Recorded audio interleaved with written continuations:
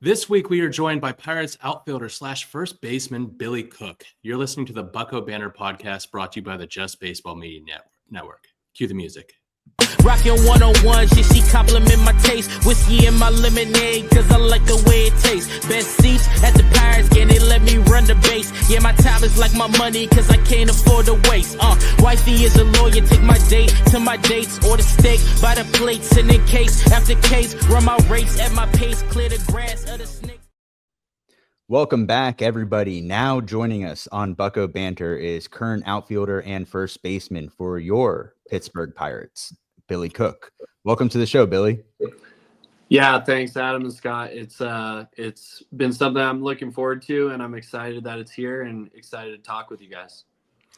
Welcome on, Billy. We met you last weekend or 2 weekends ago at Pirates Fest, which was nice. And we're happy to have you on, talk some ball. Let's start with your, early life. You grew up in a very athletic family from what we read about you.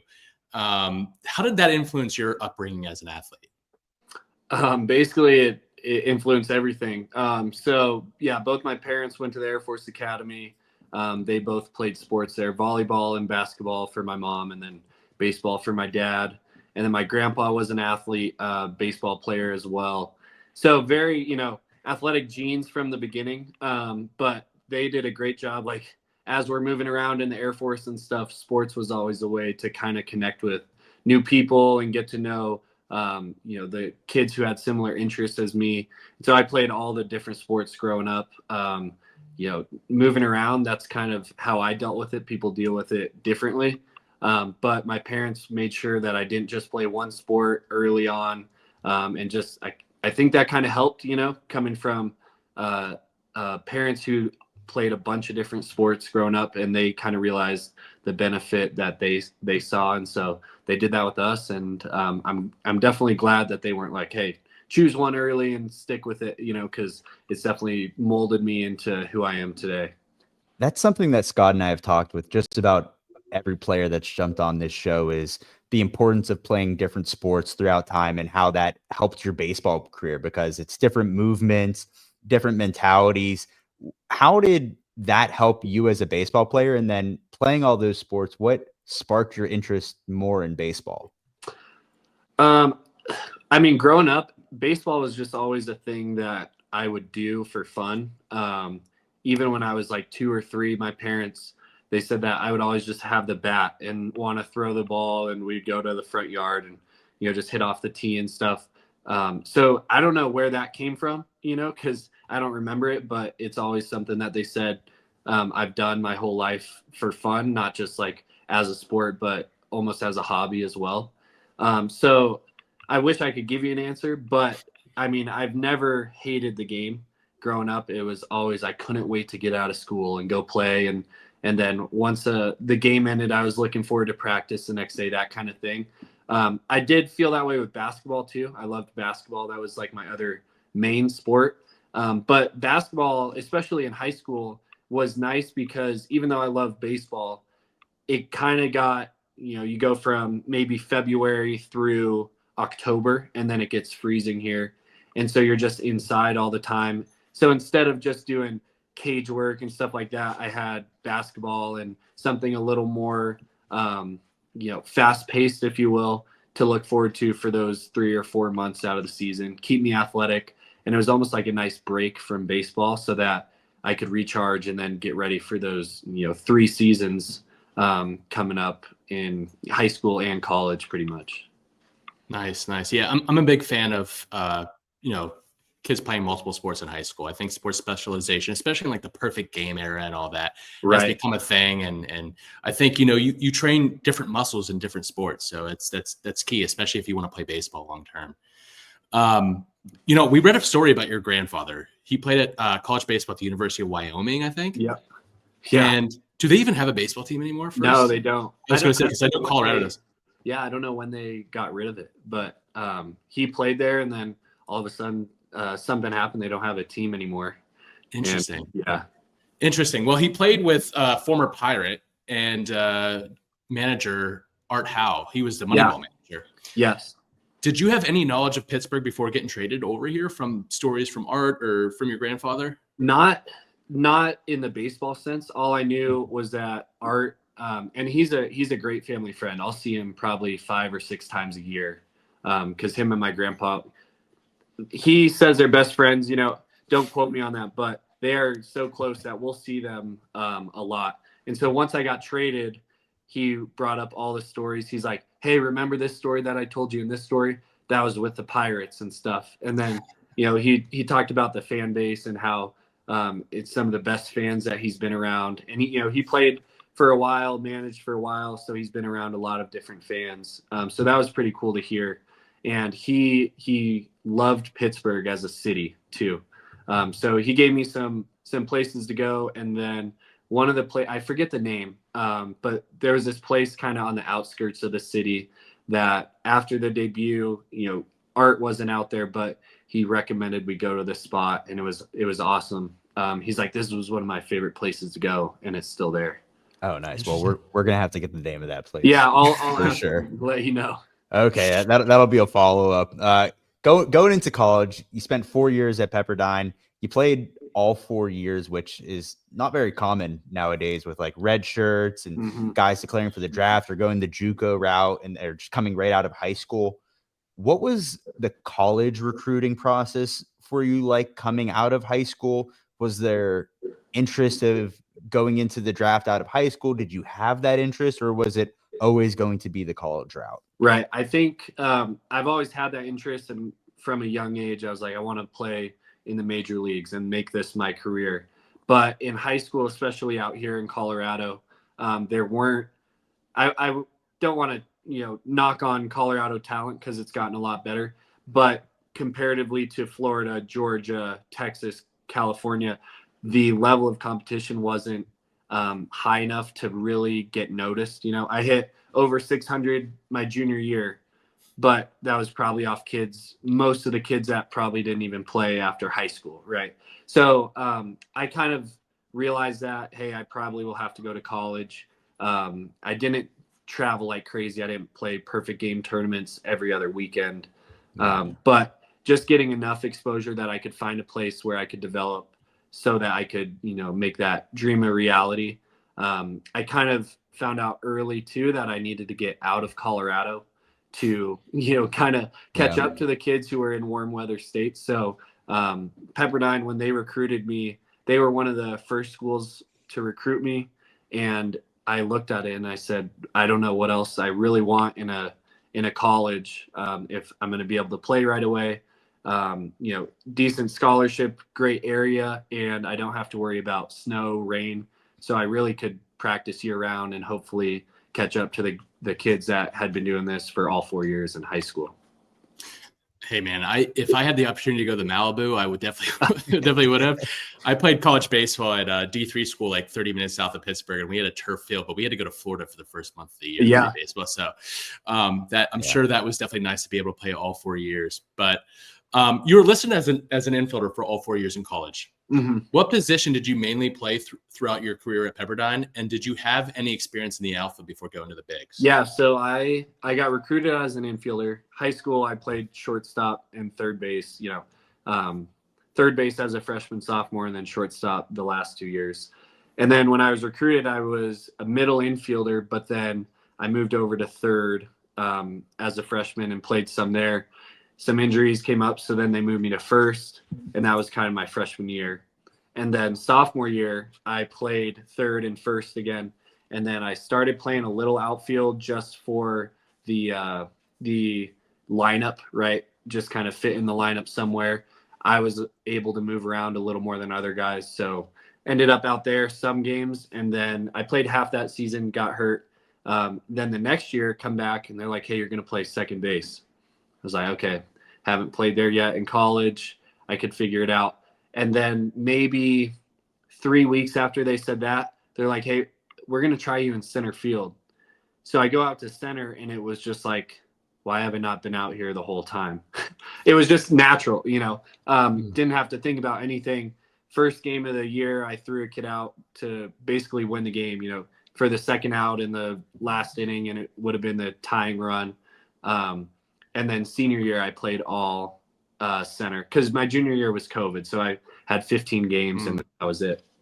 But that's when I realized like I can play all over, but my natural abilities are best used in the outfield. You know, my arm, my speed, all that stuff. In the infield, it just felt a little more confined, especially like second base and all that. So I did have experience, but they did want to keep me as an infielder at first. And then I was still like a backup option in the infield, even though I was starting in center for those 2 years. I started as a shortstop in high school, kind of like same story. Like, not like you got speed, you got an arm. Like, let's just let it rip Right. out there in the outfield. And there's no better feeling, honestly, just to kind of No, like it's not. let it loose, man, and just like go track down fly balls. Like, Yeah. it's the best feeling in the world. He still does it in softball. So Oh yeah. Good. Yeah, but no, man, I played out in Oregon. So speaking of bad weather, it rained every single yeah. day. We also had a turf field, but like we also had these pro days where scouts are coming out just for like practices, and you're doing showcases in front of some major league teams. What was it like coming out of like maybe your junior, senior year at Pepperdine, understanding that type of process and potentially where you're going to go in the draft? Right. So mine was a little unique because junior year was COVID. And so, you know, I'm getting ready for the draft. And I think if we would have had a full year, you know, probably a top 5 round guy.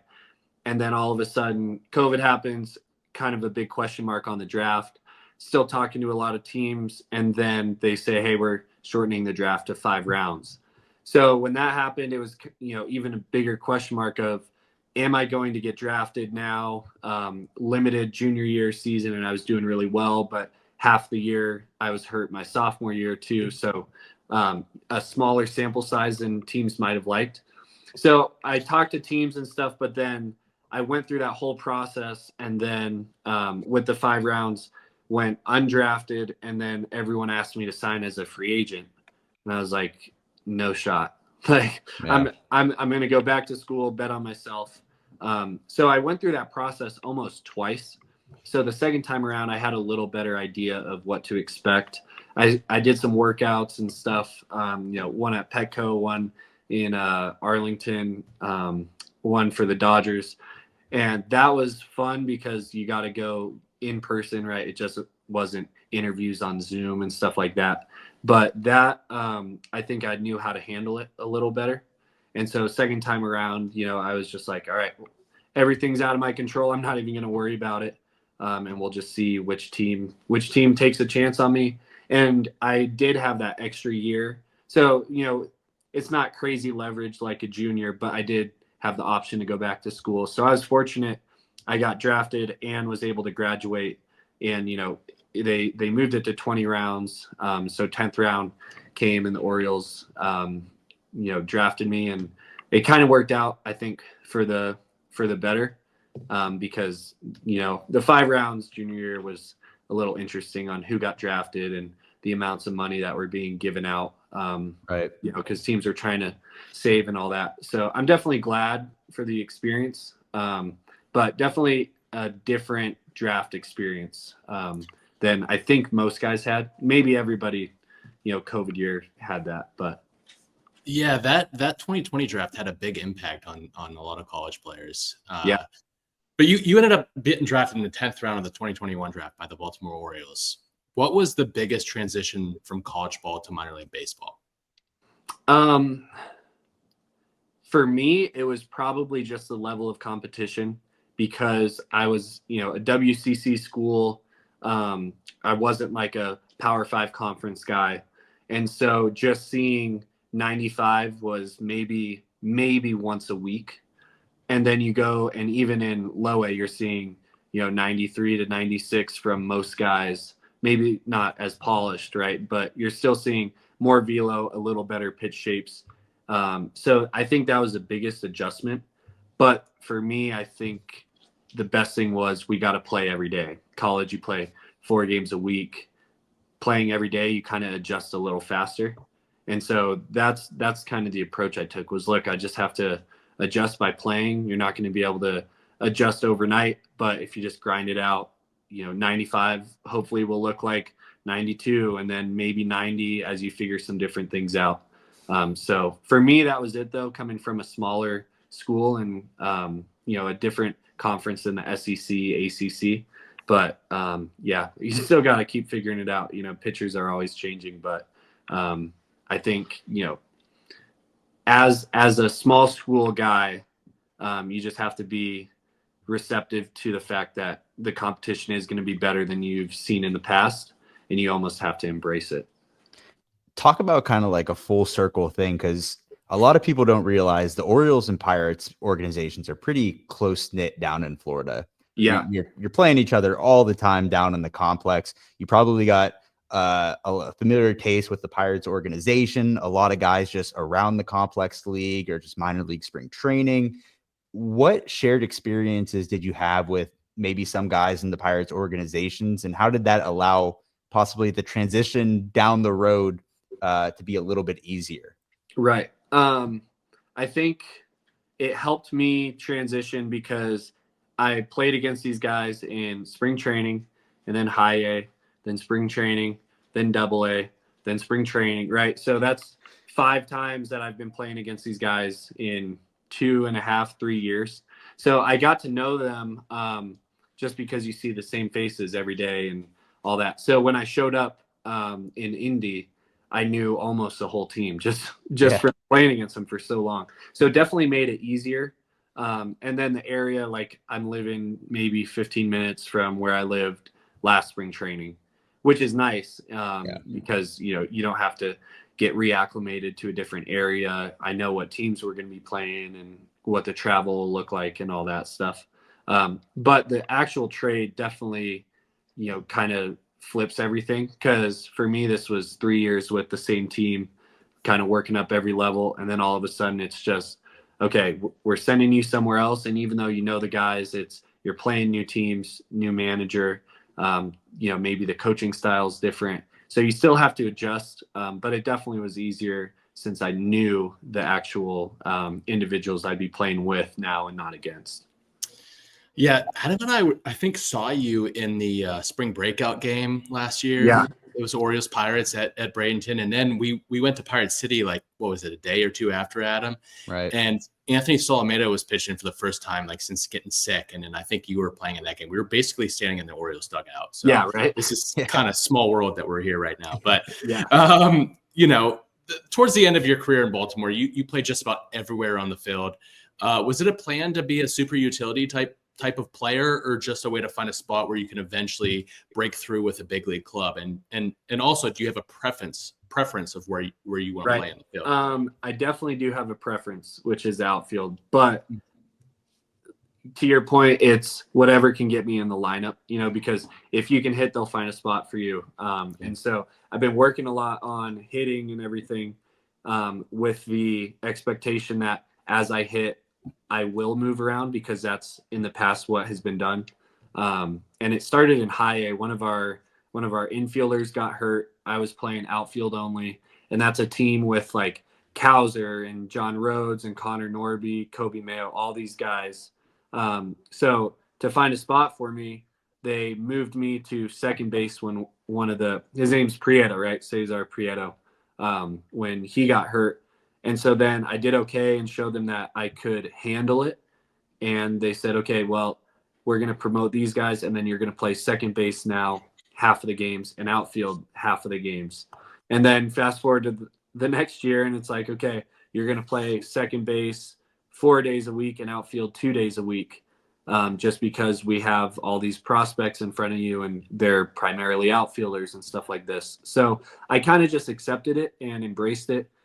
It wasn't easy at first, because, there was a reason that I moved from third base, second base to the outfield in college, because, defensively I was better out there. But then working on it again every single day, I got more polished and more comfortable over there. And then just embrace that. When I showed up to the ballpark, I could be at second base, I could be at first base, I could be anywhere in the outfield. I even played like maybe 2 games last year and 2 games the year before at third. So just accepting that and knowing that I just had to hit and they would find a spot for me. And it's worked out, but again, this year I could be all over the outfield and they could ask me to play second again. And right. I'm just going to go work at second and be very comfortable over there, and then expect to show up and I could be in one of 6 positions for that day, but the plate is the one that's going to, determine the most. You kind of touched on it a little bit already, but you came up in the Orioles system with guys like Colton Cowser, Kobe Mayo, Heston Kierstad, Jackson Holiday, Samuel Basayo. Like, it's a loaded system, Yeah. tons of talent. How did it feel going against those guys every day, or just kind of playing up to expectations? And did it help better your game in any way? Yeah, it was a good group to be around. And I talked to Colton like the other day. We still talk with all those guys. There's Heston, him and I are really tight. Colton, obviously, Norby, Stowers, all these guys. But playing with them, it was fun because I was always like one step behind them because they're high draft picks, very talented. So they moved really quick up the system. And then when I would catch them, it was, hey, what do you got for me? How did you succeed at this level? They would give me what they got. And then next thing you know, they're going on to the next level. So it was kind of fun. Like, my goal was always to catch them and then learn from them once I got there. Right. And that's helped a lot. And then the relationships, like Heston and John, they showed up to the Marlins game when it was me, Stowers, and Norby, all playing. And so we all got to talk, and they were on their way to, Heston was rehabbing, but they were on their way to Erie. And our relationship was good enough that they would go out of their way, decide to drive and stop by and watch the game and stuff like that. So playing wise, it was a lot of fun, but also being around them a lot. They're great guys, and we still talk all the time. But again, it's a loaded system. And so everybody was kind of doing what they could to help each other out, but also make an opportunity for themselves, whether it was a trade like me, Norby, and Stowers, or ended up like Mayo, Jackson, and Heston getting called up with the O's. That's awesome. I mean, let's fast track to last July. You were traded to the Pirates. I think it was July 30th or 31st. Mm-hmm. What were your initial thoughts on leaving the Orioles organization and being sent to the Pirates, going into Indianapolis and becoming a prospect in this organization? Yeah, it was exciting, and not that I was expecting it, right? But it was kind of in the back of my mind. Rule 5 year was this year. So the best thing that someone told me was, look, you got to create opportunities for yourself. And so that's all I tried to do, knowing that if I didn't get traded, then a decision would have to be made to protect me, or maybe another team would want to pick me up. And so it was nice that I kind of saw interest in me outside of the Orioles, because there was a little question mark on, if I keep doing this, what's going to happen in December when that draft comes and everything. And so it just kind of took a little pressure off when I did get traded, like, hey, a team does want me and they can use me. But then also it was kind of like, well, I don't know what to expect with this org. And, I didn't know anything about the Pirates besides the players. Right. And so just getting used to that. But it was an interesting experience too, because we were playing a game and we were making up a rain out in Charlotte. And so it was, 5 minutes till the trade deadline. And we had already traded Stowers and Norby. And we're like, okay, that's the one big trade that, Elias is going to do. And then, okay, everyone relax. We got to go play a game. We're here the rest of the year. And then I'm rolling ground balls at first, getting everyone warmed up for the top of the 10th inning. And then all of a sudden they're like, hey, and Buck Britton's like, hey, you just got traded. And so I didn't know he didn't know who I was traded for, what team, and then eventually figured all that out. And then next thing you know, I'm on a flight to Norfolk to pack up my apartment and then drive to Indy and start playing for the new club. Wow. Yeah, that's a lot of people, like, I mean, the show is obviously the dream, but like there's a lot of stuff that goes along with it, right, along the way, that you don't really think about, like the business side of things, until it actually happens. So it's cool to see like behind the scenes and everything, like on the human side of it, when it comes to like, hey, like pick your stuff up. You're right. going to play a game in a totally different place with a totally different organization the next day. Yeah, exactly. Yeah. And it was, I talked to a few people along the way, and the advice was, listen, it's still baseball, right? Right. But when you get traded, it's a good thing because the team that's trading for you doesn't just say, oh, yeah, we'll take this guy. It's usually, a good transaction for both parties. And so it ended up working out. And I know the Orioles, they got Pat Riley, right? He's Yeah. going to help them a lot. And so I think both teams got a greater value with the trade. And so it was nice to feel that and get that advice of, hey, it's just baseball still with a different team, but you now know like there's less of a question mark around you. They really like you. There's a reason that they wanted you. Yeah, absolutely. And I mean, like going into the Pirates organization, you obviously made your debut this year with the Buccos. What was your biggest takeaway with the month that you had in the big leagues last year? You can't get away with as much in the bigs. If you look at my AAA stats and my big league stats, right? Strikeouts went up, walks were 0%. And it's not that I wasn't walking in AAA. It was that I was fouling pitches off that I was hitting, or I was chasing just that little extra off because, I just wanted to show them that I could hit and everything.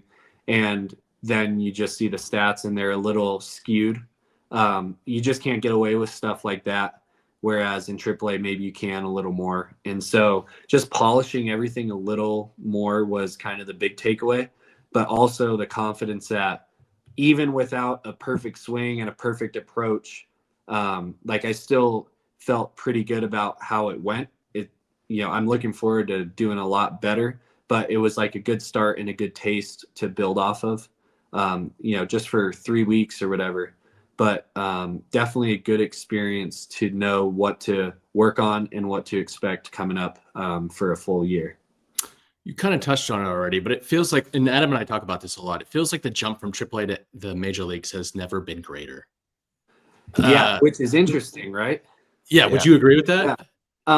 Yeah, and I can't say like I know what it was like sure, past, but you would think that you're facing, like I probably faced maybe 7 or 8 guys this year in AAA that I saw in the big leagues. Maybe I didn't face them in the big leagues, but they were there at the same time that I was, right? Or like McGreevy, I faced him a lot with Norfolk, and then I faced him when we played the Cardinals. So you would think that, okay, you're facing some of these same guys. It's just the same as AAA. But then you also realize that there's reasons that guys are getting paid all this money now, right? Like some of these contracts are huge and they've been around for a while. And so it's just like, okay, well, how do I figure out how to fight against this guy who's getting paid $15 million a year? And there's a reason for that. Like they don't just throw money out, Yeah. So I think that's part of it. The other piece is pitchers are just getting a little better and a little better. So AAA, you might have those guys who have been around and maybe they're up and down, but there's also a reason that they're not everyday starters up there, right? And so you truly get the best of the best, and there's a very few fill-in guys. And so you just have to figure out how to deal with it. And again, I wish I could tell you what it was like 15 years ago going from AAA to the bigs. But that was just my initial, thing that I noticed. And it's not knocking the AAA guys, but there is a reason that these AAA guys are not in the big leagues, right? And if they were a little more polished, if their stuff was a little, higher velo, played up a little, maybe they would be there. But the guys that are there are the best. And so you just got to figure out how you can get the best of those guys every day. It's incredible stuff. I mean, I know there's like a ton more information and data and analytics that go into it as well. But I mean, at the end of the day, like I think you said it already, like baseball is baseball no matter where you go. Like you still got to play the game. It's still the game that you grew up loving and that how to play and you can succeed at. It's just at a higher level. So you got to make those tweaks. And speaking of tweaks, like it comes with adjustments, right? You're facing guys that might be a little bit more polished or refined. So that means like you got to tighten it up a little bit too. Right. And you mentioned, with the walk rate and the strikeout rate, how does the adjustment going to the big league level, like is it the same approach going from AAA to the major leagues, has it been the same approach throughout the system? Does that change over time? Can you walk me through kind of like your mentality when it comes to your hitting mechanics or like what you're looking for up there? Yeah, I think approach is just way more important because guys have plus stuff, and most of their stuff is plus plus, right? In AAA, maybe a guy has one pitch or maybe two, but when you get up there, it's like, okay, even if his stuff doesn't grade as well, we'll say, and I'm not a big, 80 grade fastball. Oh, what am I going to do? Right. But there are reasons that guys have, 3 pitches and all of them get swing and miss up there, or one pitch gets a ground ball and every pitch after that is a setup to get back to his ground ball pitch, stuff like that. So you almost have to sell out a little more, I think. For example, like Conley, or however you say his name, with the Yankees, when we faced him, it was all changeups again. And then you watch Tommy Conley, and you watch him in the playoffs, and it's all changeups. And so when I faced him, I went up there and I looked before, and I'm like, so I'm gonna get a changeup, and they're like, yeah, you'll get probably like 10 of them. So in AAA, I would have gone, okay, well, he has a good changeup, but I'm just going to rely on the fact that if I time up a fastball, I'll be able to see the changeup and hit it if it's a good one. And then the first changeup comes, and I'm like, all right, I can't do that. Like I have to just sell out to this changeup because it's that good, and there's a reason he threw it 50 something times in a row against the best teams in the playoffs. And so that shift, I guess, you just have to create that plan and stick to it no matter what against those guys in the bigs, because they're going to expose you if you don't. And I did get exposed. Half the time my strikeouts were on the pitches that he had set me up for. And instead of selling out, I was like, okay, I'm going to try to cover everything. And the next thing you know, you're swinging out of the zone. So I just think you have to sell out to that approach and stuff. Mechanically, it doesn't really matter how good your mechanics are if your approach isn't, what you're looking for, because you can't cover it all up there. Yeah, for sure. Before we jump in, we want to jump into your swing a little bit. But now that we're on the topic, how much video do you watch, and how much analytics do you look at before games or before series? I'll watch a lot of video, mostly on the pitcher. Just to kind of see what he's doing in different counts and stuff like that. But they do a good job of giving us information on the pitchers before we face them and everything. So video, I'll watch some, but more of, okay, in leverage counts, does he have something that sticks out and he goes to majority of the time versus righties? Or, if it's a runner in scoring position, does he go to a certain pitch trying to get a ground ball or get a chase? What kind of pitcher is he? Especially, against a righty. And so I'll look more at that stuff and take that to the plate. Mechanically, like, you can't really think about much in the game. That's when you get yourself in trouble. And so I'll look at maybe some mechanics if I felt off one day and I kept missing pitches that I should have hit. I'm like, okay, well, something had to be off if I missed 3 pitches that normally I'm hammering. But I think if you get too fixated on that, you kind of get in your own way.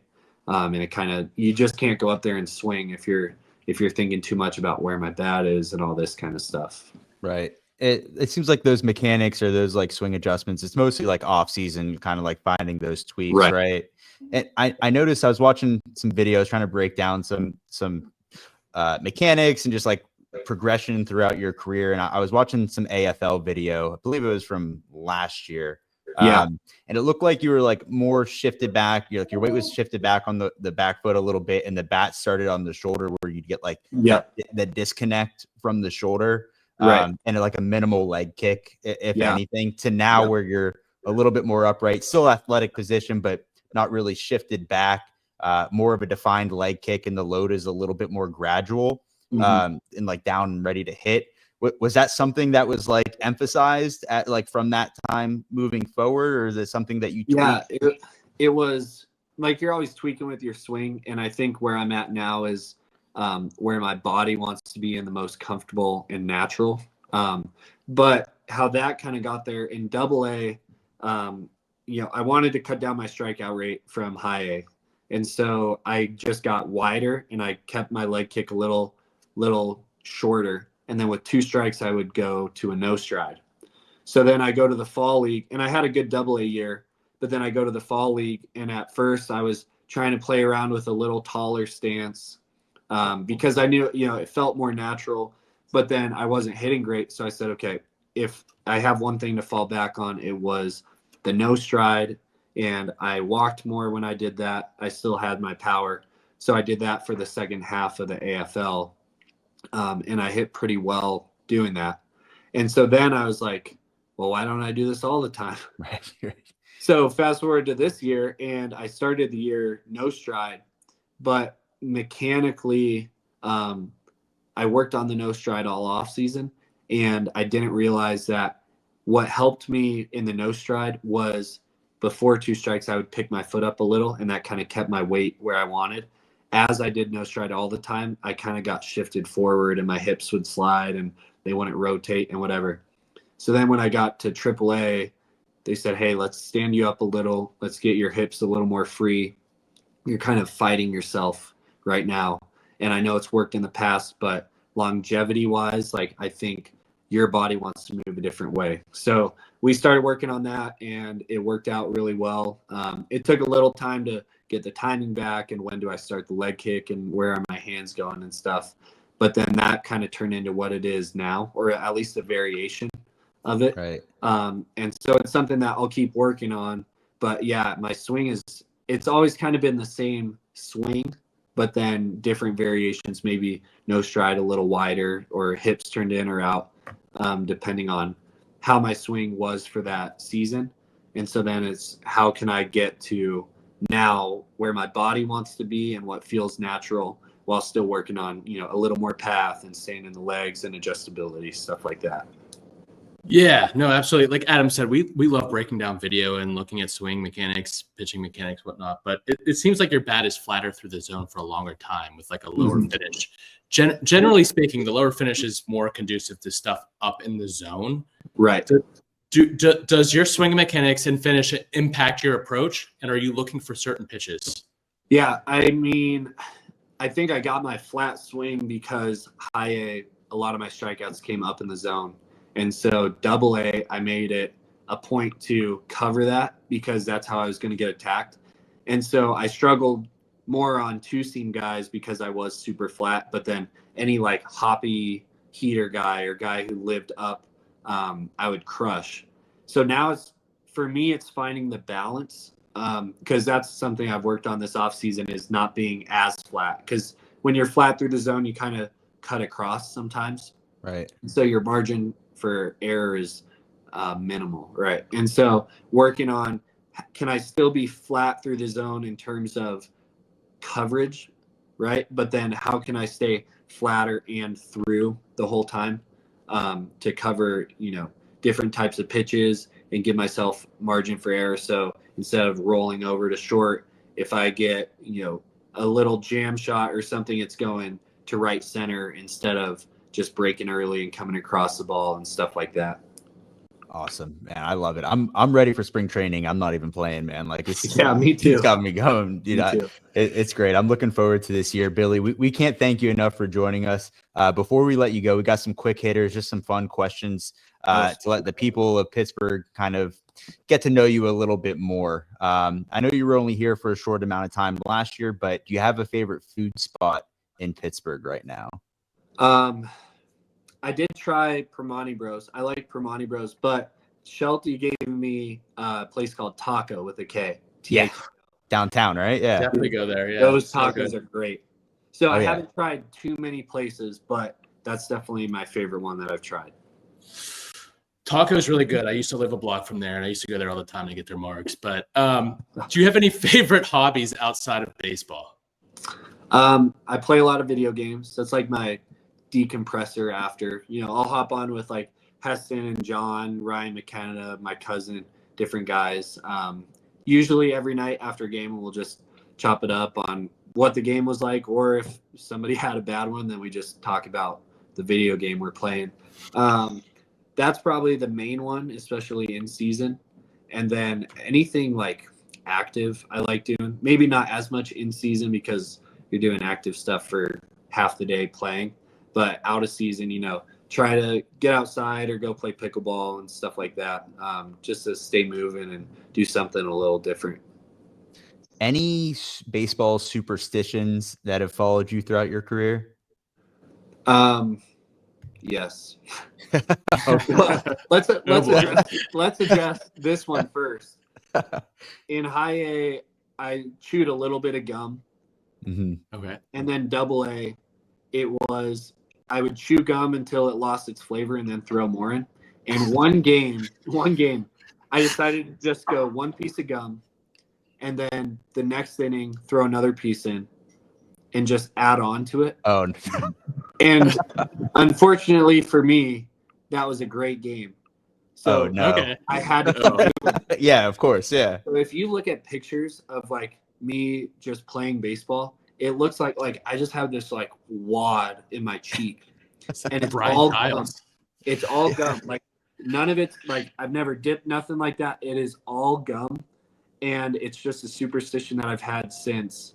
And I get made fun of by my friends for it, but I'm like, dude, if it didn't work, I wouldn't be doing it. Right. So you Exactly. just gotta trust me.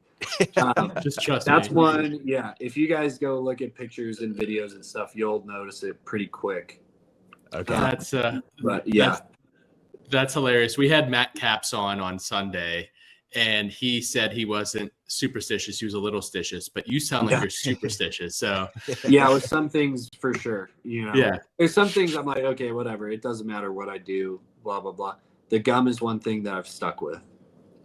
How do you choose your walk-up song? I basically just think, what would I want to listen to for a full season walking up to the plate? Because you hear it a lot, Yeah. I've gone with a bunch of different ones in the past. In college, we got 3, which was nice. They would just cycle through. But I think the like rock is what I've kind of embraced, and I like the guitar. So I'll just try to find like rock songs that get me pumped up a little, and then also ones that the fans would like or at least know. So that's kind of how I choose them. But I haven't chosen mine for this year. I'm still working on it. I just got to work through the playlist. Yeah, See what exactly. gets you going. We saw Kutch was talking about it a couple of weeks ago. It's like he'll think it's like whatever is good in the car, like when he's on the way to the game. If it sounds good to him in the car, he's like, all right, this is good. And then like he'll walk up to the plate and hear it, and he's like, this isn't it. And then he'll like go and like just tell the PR guy, like, no, you got to change it to the next one. Yeah. No way. Yeah, it does sound different in a stadium versus in the car, Right. Oh, for sure. For sure. Favorite team and player growing up? The Red Sox were my favorite team. And then Pedroia, he was always my go-to guy. Yeah. Same. Absolutely Yeah. same. Yep. Gritty, just like, and I was shorter growing up. Thankfully I grew some, but like my dad's 5'7", he was like a second baseman and just a grinder. And I was like, dang, I want to be like Pedroia. Like, and then thankfully, I'm a little taller, but I'd love to be like him and have his career. But he was always someone I looked up to, and it helped that he was on the Red Sox. Right. They were really fun to watch. Yeah, that was my guy going up. I'm 5'9". I played middle infield, so I'm like, I need to be like him. Yeah. Unfortunately, I didn't cross that threshold of 5'8", 5'9", so I stuck around there. But he always had this quote that I wrote on the bottom of my hat in high school, and it was something along the lines of like, I'm not the biggest guy, I'm not the strongest guy, but I'm gonna play the game how I want to play it, and if you don't like it, you'll start to like it. Right. And that was like the best quote in the world. That's a long quote to have on the bottom of your hat. I was going to say, did you have room for that? Did he like write it super small? Oh yeah, it was. I was making it work, boys. But like, it was just that's like the guy. Like for all my short kings out there, Pedroia he's the man. Yeah, it's amazing. All right, Billy. Last question: if you weren't a baseball player, what would you be doing? Definitely like finance, investing, stuff like that. That was my major in college, and I loved like the stock market and real estate and private equity. So I'd probably be walking around with like a collared shirt and a pullover and khakis. Billy, I have a job for you if baseball doesn't work out. I work in derivatives downtown Pittsburgh. So oh yeah, Yeah, let me know. Let me know what options you're taking every day and day trading the. I'll send you some insider moves. Yeah. Yeah, right. Yeah. No, that's Well, cool. Yeah, we would trade in the locker room in college. We'd be on Robinhood. I've upgraded to Thinkorswim and Schwab and all that, but I still like if you talk about a hobby, it's not necessarily a true hobby. I'm not doing it all the time because I don't have time for it, which I found out. You need a lot of time to make the right decisions when you're trading. You can't just hop back in one day and you're like, oh yeah, I still got it. But that's definitely something that I'm interested in, and I'll check the markets and do all that stuff. So if you ever want to talk, you let me know. I absolutely will. That's Scotty's world over there. I can't, numbers and me just don't. I can't. Yeah. Totally You're the different PR direction. guy. That's fine. Yeah, exactly. Well, Billy, hey man, we appreciate you taking the time. We hope to have you on the show again, and hopefully we get to see you down in spring training and throughout the year. So really appreciate your time. Yeah, no problem. Thanks for having me on, and I'll see you guys in Bradenton soon. All right. Absolutely. Thanks, Billy. Rockin' 101, she compliment my taste. Whiskey in my lemonade, cause I like the way it tastes. Best seats at the Pirates game, they let me run the base. Yeah, my time is like my money, cause I can't afford to waste. Wifey is a lawyer, take my date to my dates, or the steak by the plates and it